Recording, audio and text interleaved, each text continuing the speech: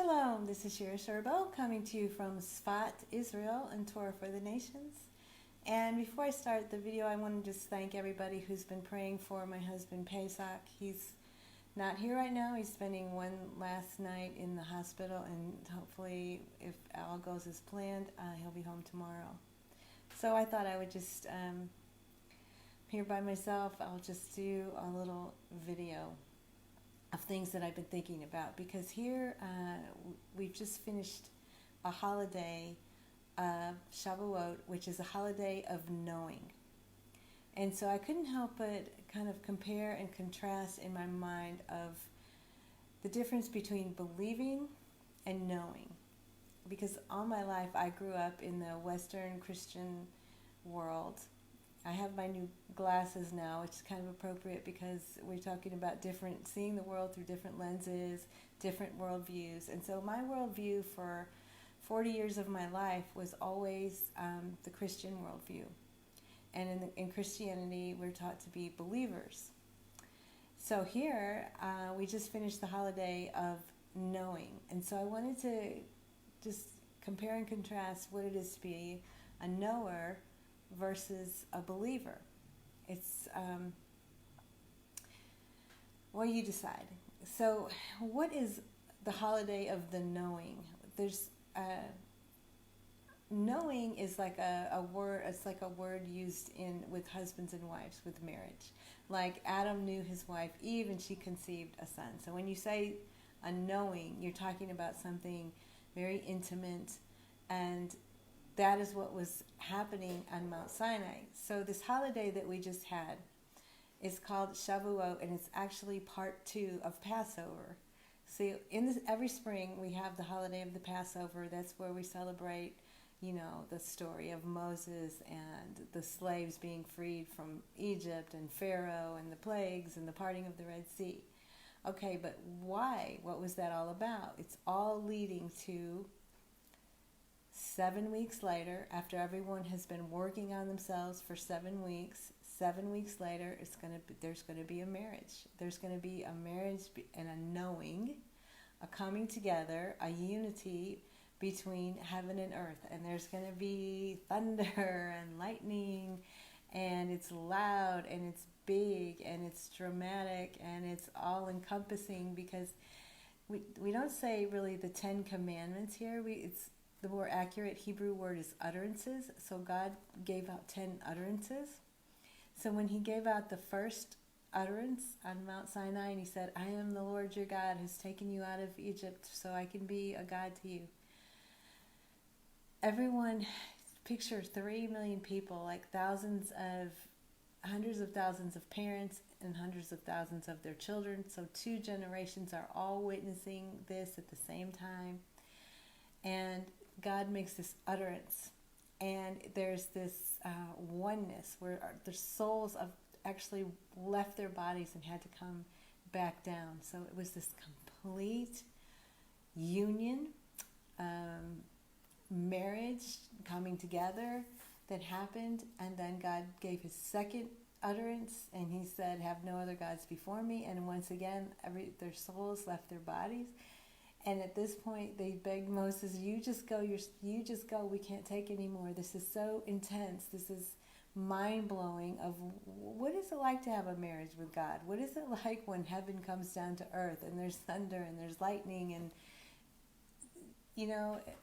but it is a true miracle, because you think about how hard it is to get even 2 people, like if you're doing an accident report, and you have 2 witnesses, hardly ever does any 2 people see and hear the same thing. And you know what it's like when you have a conversation with someone, and how things get lost in translation, and you always have somebody go like, no, that's not what I said. No, you didn't hear me right. No, you're twisting my words. No, did you even hear me? That's not what I meant.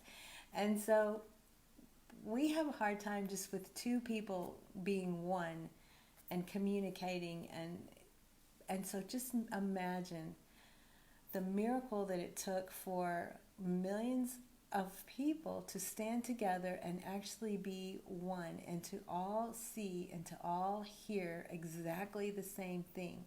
So that's why this is the holiday of the knowing. a knowing took place, a marriage, a oneness.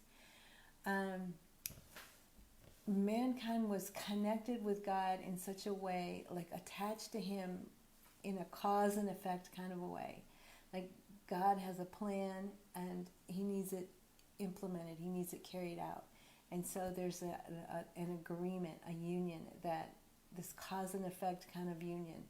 He is the cause and we are the effect. We are going to carry out. So commands is not really the right word. It's more like attachment. We're attached to Him, and we're here to put into effect His cause. Okay, and it's a relationship, and it's a union, it's a marriage, and it's big and it's loud. And when I tried to explain the story to my grandchildren, I used a song that came out in 2017 called "Hear the Thunder," and it was like, I wanted them to know that it was like intense. It was just everybody saw, millions of witnesses. It was big. So God has this marriage with the people that He rescued from Egypt. Okay, so there's a knowing. So every year since then, we celebrate the Passover, and then we go the 7 weeks where everyone is really working on themselves, and then we have like part 2 of Shavuot to like it's a anniversary of the marriage.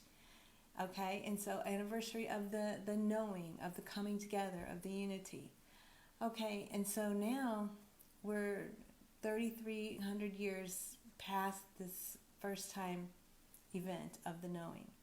And so through all these years, there's been so many persecutions of this family who is supposed to keep this message alive and talk about it to their children. The first generation of parents and children, they didn't have to pass it on because everybody was there. Everybody witnessed it.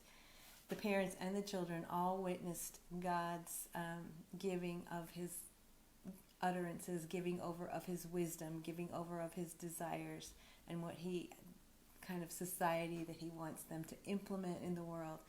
So it wasn't until the next those children had children that they passed it on, and so from that point on, they've been this group of people, the descendants of Abraham, Isaac, and Jacob, have been passing on this story so that it's never forgotten. And it's just a miracle because in the world today, there's 0.2% of the world is Jewish. 99.8% of the world didn't have relatives standing there at Mount Sinai. But 0.2%, less than 1%, 1/5 of 1% of the world can say, my relatives were standing there at Mount Sinai, and we've been doing the Passover, and we've been doing Shavuot, and we've been telling this story to our children for 3,300 years, even when we've been in exile, under every kind of persecution.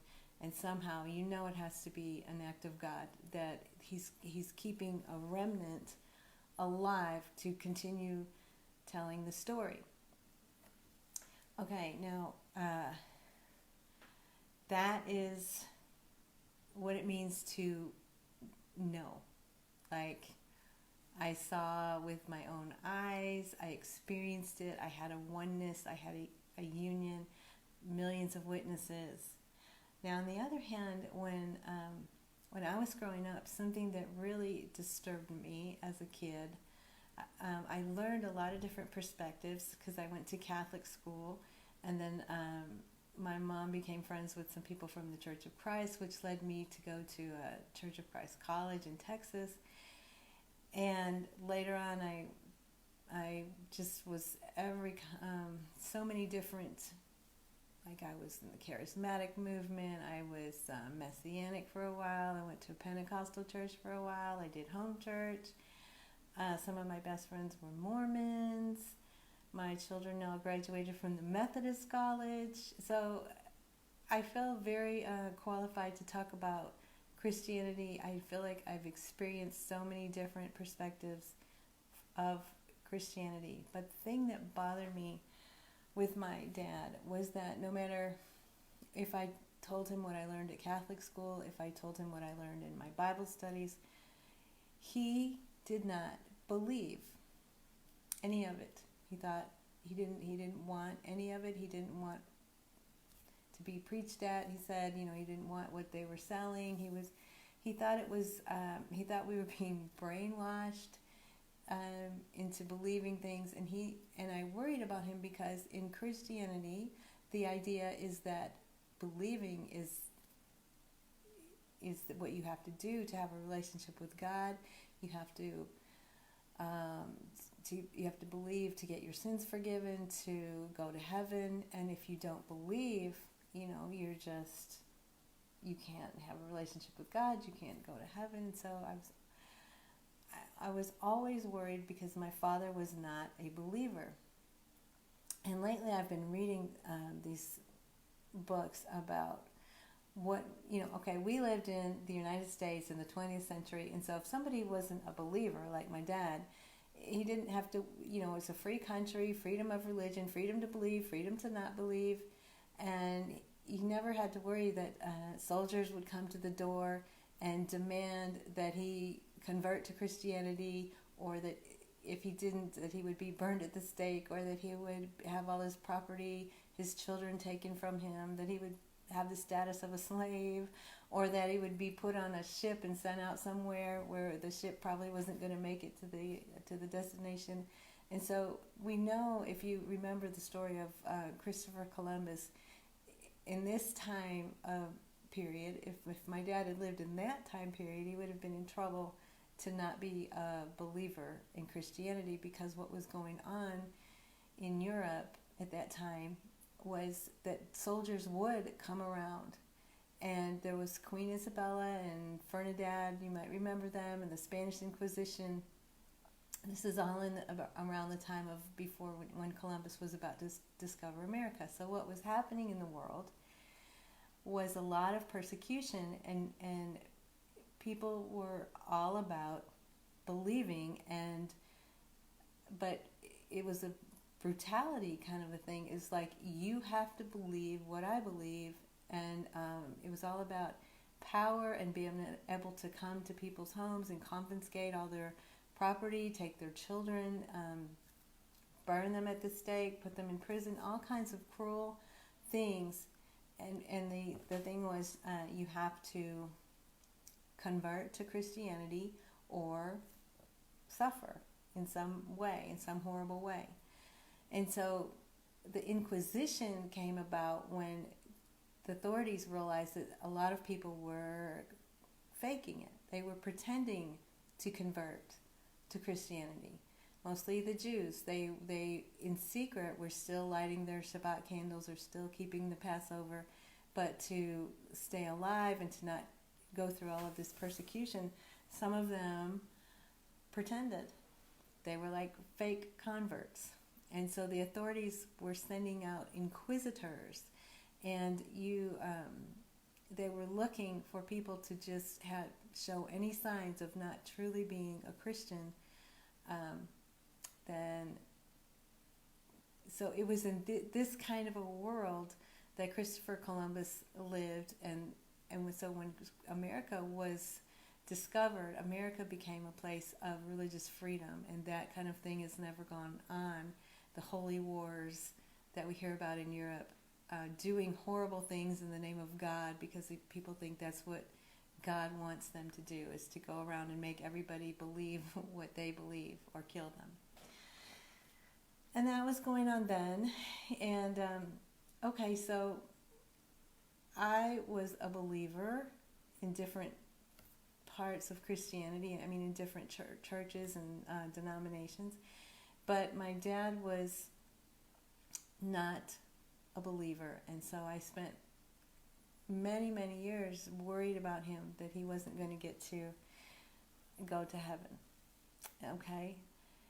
Then it's so interesting, because then when I got to be in my 40s, I think, and we got a computer and we got the internet, I had already it was just a matter of time before it crossed my mind, like, well, so, I've checked out Catholicism and Church of Christ and Charismatic and Mormon and Pentecostal and Messianic and the home church movement and everything. And so it was a matter of time before I thought, well, what do the Jews believe? What is the Jewish perspective? And so having an internet, because I never really had any Jewish friends in my world, but when you get on the internet, everything opens up to you. And I heard about this man, a Jewish man in Israel that was teaching the Jewish perspective of the Bible. And so I listened to him. And I heard him say that his family was standing there at Mount Sinai and that Jews don't have to believe in God. They know God. And so that was the first time that I ever thought about those two words. Like, well, okay, what is the difference to believe or to know? And so they had like first-hand information, and I was like very intrigued by that. Like I thought, well, yeah, if I had to choose between believing or knowing, I think I would choose knowing, because when you think about every other area of your life, like when you go to the airport and you have your bag, and does the airport attendant just believe that there's no explosives in your bag, or do they say, no, we're going to examine, we're going to check, and you don't get offended because they don't believe you. It's just part of the procedure. They want to know that they know that they know. They don't want to just believe that nobody is going to bring anything improper into the airport. So they know by the time they get done checking everything, they don't just believe, they know. And the same thing goes on, like if you're buying a house or if you're buying a car, somebody might say to you, just believe me, there's nothing wrong with the roof, there's nothing wrong with the foundation, or there's nothing wrong with the motor. And it shouldn't be offensive to anybody if you say, you know what, okay, but I'm going to hire a mechanic to check out this car, or I'm going to get an inspector to go and check out the roof and check out the plumbing before I invest all of my time and money into this home or into this car or is this a diamond or is this a cubic zirconia? I think I'm going to ask the professionals. I'm going to get an appraisal. I'm going to really know, not just believe. So that in other areas of our life, we get it, like, well, yeah, you would want to know things more than just believe, right? But somehow, when it comes to spiritual things, it almost seems like, well, you shouldn't question, and you should just believe, and you should be nice, or something like that.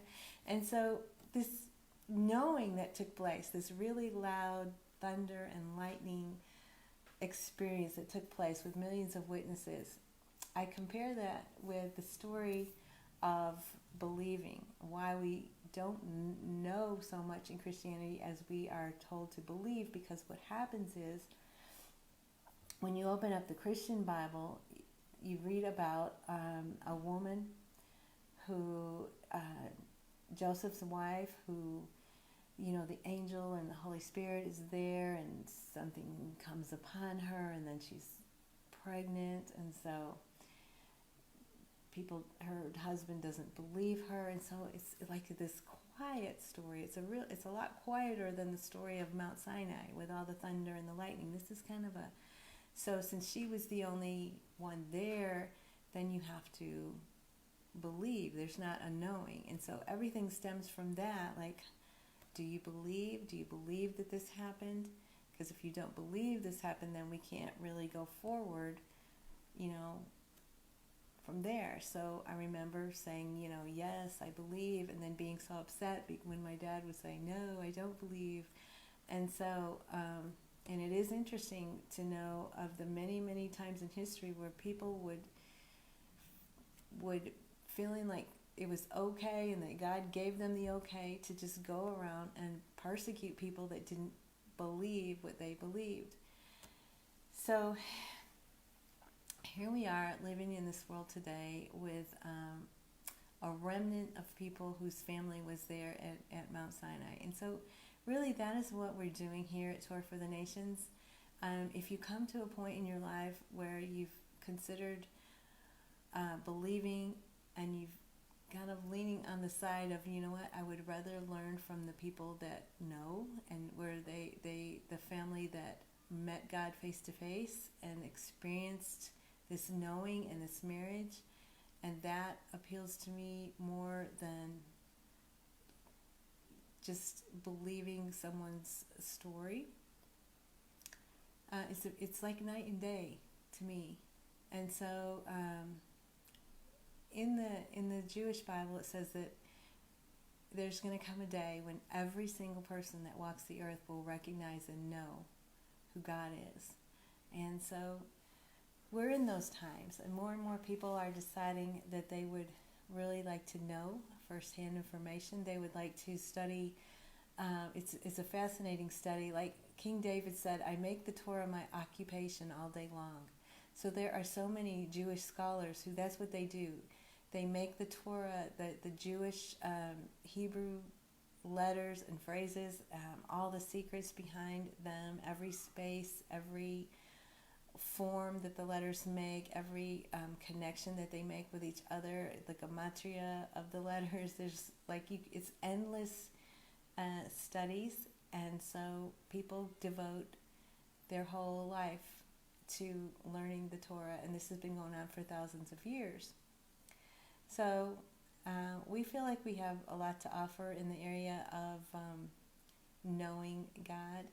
So contact us at Torah for the Nations, and we would love to set up study sessions with you if you're interested.